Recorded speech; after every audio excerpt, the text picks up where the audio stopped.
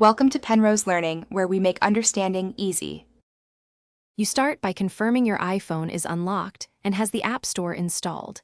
This matters because you'll need to download or open Google Authenticator. Open Settings now and verify your date/time is set to automatic. Authenticator codes depend on sync time.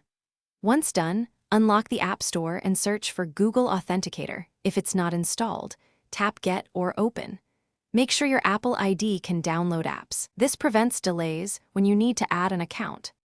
You open Google Authenticator and tap the plus button to add an account. This is how you get the rotating codes.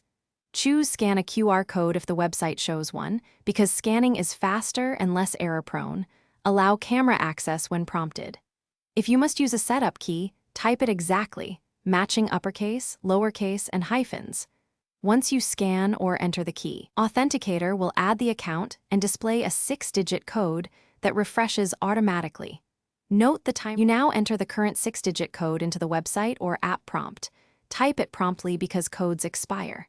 If the code is rejected, make sure your iPhone time is automatic by going to Settings, General Date and Time, and enabling Set Automatically. Time drift is the most common issue.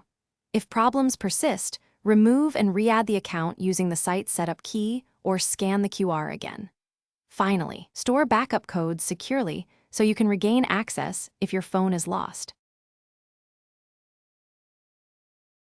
Thanks for watching. If this was helpful, leave a like and consider subscribing. See you next time.